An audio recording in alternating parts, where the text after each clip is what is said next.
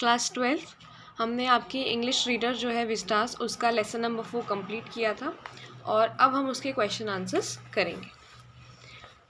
तो सबसे पहला हम देखेंगे, क्योंकि ये चैप्टर बहुत बड़ा था, हमने देखा है कि ये चैप्टर 3 पार्ट्स में हमने डाला है, तो आप पहले वो 3 पार्ट्स कंप्लीट करें, उसके बाद ही आपको ये क्वेश्चन आंसर समझ में आएंगे।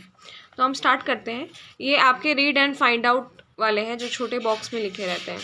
Who was doctor Sadao, where was his house, यानी सदाव कौन थे और उनका घर कहाँ था। Doctor Sadao was an eminent Japanese surgeon, यानी कि वो एक बहुत प्रसिद्ध जापानी सर्जन थे उस समय के और वैज्ञानिक थे।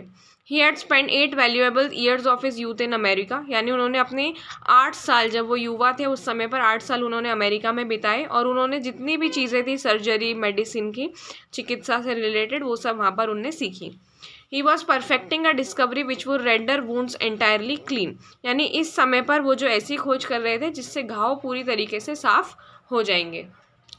तो डॉक्टर सडाव का जो घर था वो पत्थरों पर बना हुआ था, ठीक है, एक सकरे से समुद्र तट के ऊपर जो चट्टानें होती है वहाँ, और उसके अलावा was outlined with bent pipes, यानी कि मुड़े हुए जो पाइन्स होते हैं, जो पेड़ होते हैं, उनसे आउटलाइन था।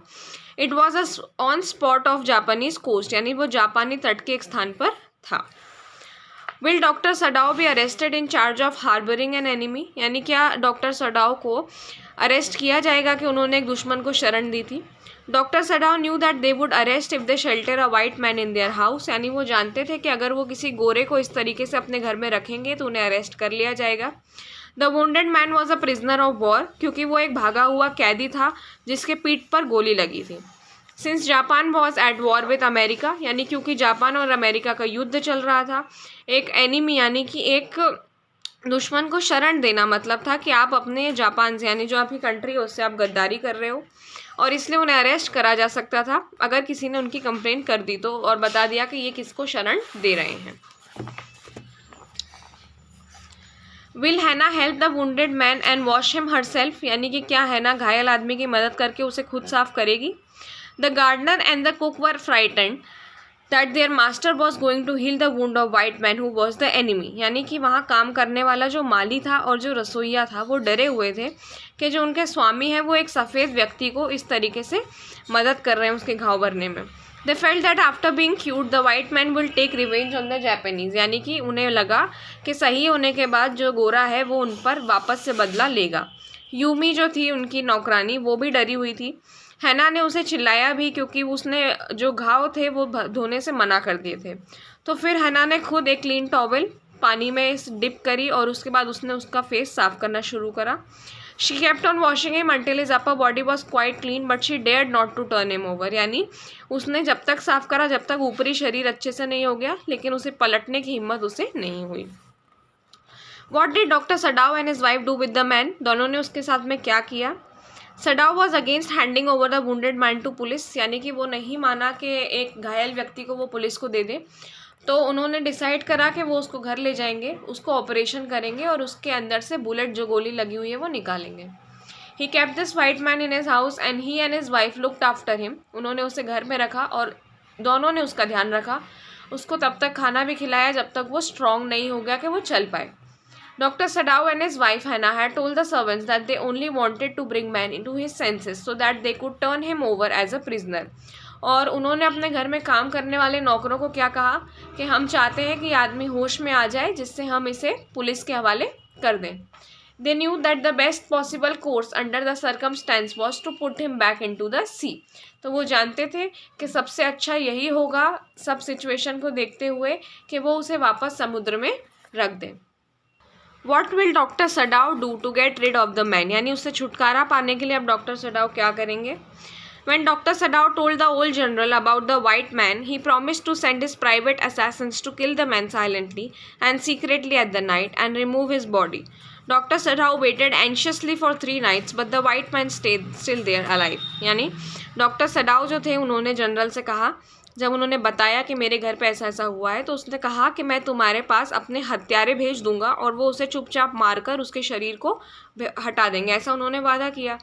3 रातों तक डॉक्टर सडाव बहुत ज़्यादा उत्सुकता से प्रतीक्षा करते रहे कि वाइट मैन को वो मारेंगे, लेकिन वो जिंदा था। Doctor Sadao told Tom the white man and said he was quite well and then offered to put him in a boat on the shore that night. तो अब जब कुछ भी नहीं हुआ तो उस आदमी, जो टॉम नाम का आदमी था, अब वो स्वस्थ दिख रहा था, तो उन्होंने उस रात उसे अपनी नाव के किनारे पर रखने की पेशकश करी।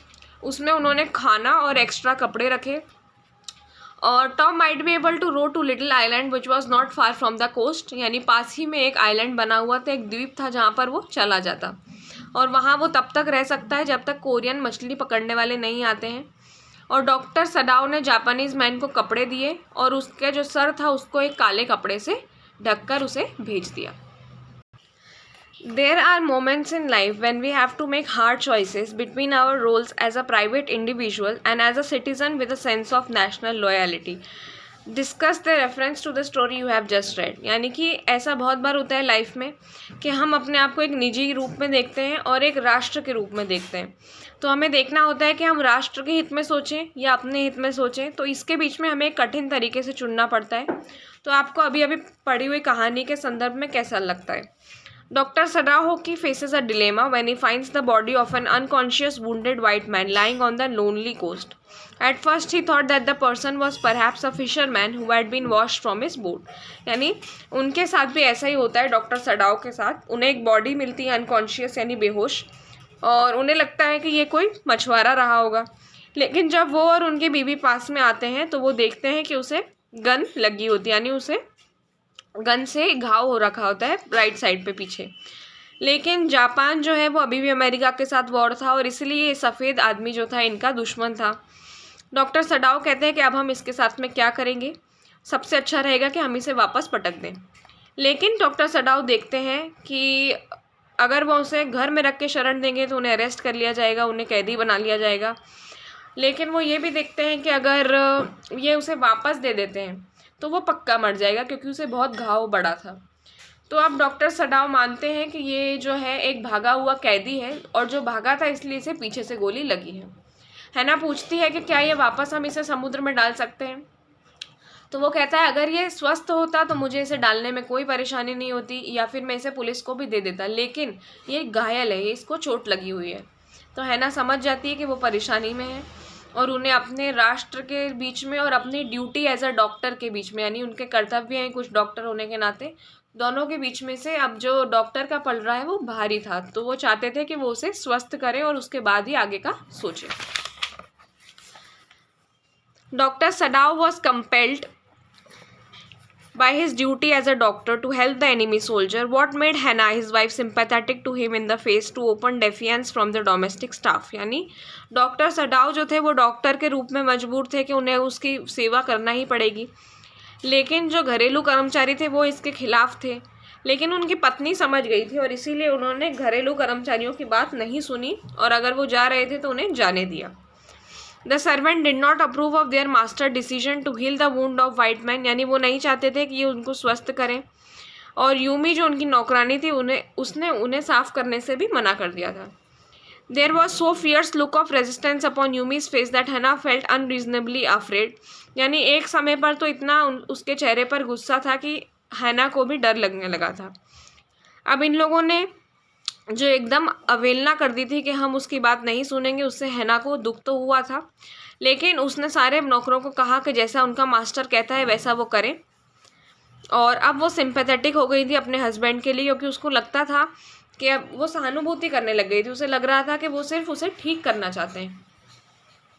How would you explain the reluctanceness of the soldier to leave the shelter of doctors home even when he knew he couldn't stay there without the risk to the doctor himself? यानी doctor के घर की शरण छोड़ने के लिए सैनिक की जो अनिच्छा थी, जैसे जब भी वो उससे कहते थे कि अब तुम जाओ तो वो एक अजीब सा मुँह बना लेता था, जबकि वो जानता था कि वो खुद भी जोखिम में है और वो डॉक्टर को भी जोखिम में डाल रहा है। After the operation on the third day the white man asked the doctor Sadao that what was he going to do with him, यानी वो उससे पूछते हैं कि अब हम इसके साथ क्या करें, and if he was going to hand him over to the police, ये भी पूछता है कि क्या आप मुझे वापस पुलिस को दे देंगे। और सडाओ कहता है कि मैं खुद भी नहीं जानता कि मैं तुम्हारा क्या करूँगा। वाइट मैन देखता है कि उसकी बीवी और सडाओ जो हैं वो अलग थे बाकी जापानीज से, वो इंग्लिश बोलते थे, वो उसका ध्यान रखते थे और उसे अच्छे से खाना खिलाते थे, और वो जानता था कि उसे कभी ना कभी जाना पड़ेगा। और वो ये भी जानता था कि ये छुपा हुआ नहीं है कि वो यहाँ है और ये बहुत बड़ी रिस्क है। इसलिए ये साफ था कि रिलक्टेंसनेस ऑफ द सोल्जर थी, वो क्यों थी, क्योंकि वो सेल्फ प्रिजर्वेशन चाहता था। वो जानता था कि डॉक्टर और उसकी बीवी उसे बचा लेंगे। What explains the attitude of general in matter of enemy soldiers, यानी क्या एटीट्यूड था उनका, मतलब जनरल थे जो उनका रवैया कैसा था, वो राष्ट्र निष्ठा की कमी थी या अवहेलना थी कर्तव्य की, या फिर वो सिर्फ अपने बारे में सोच रहे थे। During his meeting with the general, doctor Sadao told him about the white man that he had operated on, यानी जब वो मिलने जाते हैं तो वो सब बताते हैं उन्हें। जनरल ये भी बोलता है कि आप एक बहुत अच्छे सर्जन हैं और मैं आपको अरेस्ट नहीं होने दूंगा और मैं अपने पर्सनल जो हत्यारे हैं मेरे निजी उन्हें भेज दूंगा। लेकिन ये पक्का रहता है उससे कि जनरल को कोई भी ह्यूमन कंसिडरेशन नहीं है, यानी कि वो मानवीय नहीं है, क्योंकि उनके लिए जो एनिमी यानी दुश्मन था वो सिर्फ दुश्मन था और उसका खात्मा होना ज़रूरी था। लेकिन डॉक्टर सडाओ को वो सिर्फ खुद के लिए सेफ रखना चाहते थे, क्योंकि वो जानते थे कि और कोई डॉक्टर इतना अच्छा नहीं है, नहीं तो वो डॉक्टर सडाओ को भी अरेस्ट करवा देते। लेकिन जनरल के इमरजेंसी ऑपरेशन के बाद डॉक्टर सडाओ जब उसे इन्फॉर्म करते हैं कि वो भाग गया है जो कैदी मेरे यहाँ था, तो जनरल मानते हैं कि वो भूल गए, क्योंकि उन्हें बहुत ज़्यादा प्रॉब्लम हो रही थी उनकी बीमारी से, तो उनके दिमाग से निकल गया। वो ये भी बोलते हैं कि मेरे अंदर देशभक्ति की कोई कमी नहीं है, लेकिन मेरे दिमाग से वो चीज़ निकल गई। While hatred against a member of enemy race is justified, especially during war time, what makes a human being rise above narrow prejudices? यानी कि जब हम अपने शत्रु को देखते हैं तो उसके अगेंस्ट हमें घृणा होती है, वो तो सही है, एक युद्ध के समय यह होना अच्छा है, लेकिन मनुष्य जो है इन सब चीज़ों से ऊपर कब उठ जाता है? During the war time one is bombarded with news of war between different countries, यानी जब युद्ध चल रहा होता है तभी तो हमें बहुत सारी खबरें आ रही होती है, तो जिनसे हमारी लड़ाई हो रही होती है वो हमारे दुश्मन होते हैं, ये तो जाहिर सी बात है। लेकिन सक्सेस जो है ह्यूमैनिटी की, यानी कि हम ह्यूमंस हैं और हमारे अंदर मानवता होती है, वो कब आती है? जब हम इन सब चीज़ों से ऊपर उठकर एक दूसरे की तरफ प्यार दिखाते हैं, चाहे वो हमारे कंट्री के हों या दूसरी कंट्री के। डॉक्टर सडाओ ने भी यही करा। He did whatever he could to save the life of a man, यानी कि उसकी जान बचाने के लिए वो जो कर सकते थे उनने करा। और वो ये भी जानते थे कि वो एक कैदी है और वो दूसरी जगह का है, और ये भी जानते थे कि उनका दुश्मन है, लेकिन उसके बाद भी उन्होंने उसकी जान बचाई। Do you think the doctor's final solution to the problem was best possible in one circumstance, यानी आपको लगता था कि डॉक्टर की समस्या का अंतिम समाधान जो है इससे अच्छा हो सकता था? After saving injured soldier as a part of his duty, the ultimate question was what to do next, यानी उसको बचाने के बाद अब सवाल था कि उन्होंने अपने डॉक्टर की ड्यूटी तो निभा ली, मगर अब वो अगला क्या करें? तो उन्होंने जब जनरल को बताया तो हम जानते हैं कि उन्होंने बोला कि मैं अपने हत्यारे भेजूंगा। लेकिन सडाओ ने नोटिस करा कि वो ये अपने देश के हित के लिए नहीं कर रहे थे, लेकिन डॉक्टर की जान बचाने के लिए कर रहे थे। तो उन्होंने सोचा कि मैं इसको यहाँ से भगा देता हूँ जिससे इसकी जान बच जाएगी, और उसे आखिरी में वही सॉल्यूशन मिला कि यही एक बेस्ट सॉल्यूशन है कि मैं इसे यहाँ से भगा दूँ। इसके अलावा इसमें पूछा गया है कि क्या आपने कोई ऐसी फिल्म या नॉवेल पढ़ी है जो इस थीम पर थी? तो जो स्टोरी है पूरे एलिमेंट्स की, इसमें सेंस ऑफ ड्यूटी और काइंडनेस बताई जाती है।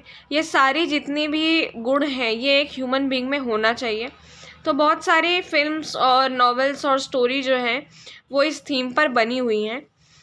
तो आपको डेडिकेशन बताना है इसमें कि कौन सी मूवी या कौन सी नॉवेल आप अपने हिसाब से इसमें लिख सकते हैं जो आपने पढ़ी हो, कि ऐसा डॉक्टर हो जो अपने मरीज़ को बचाने के लिए पूरा प्रयास करता हो।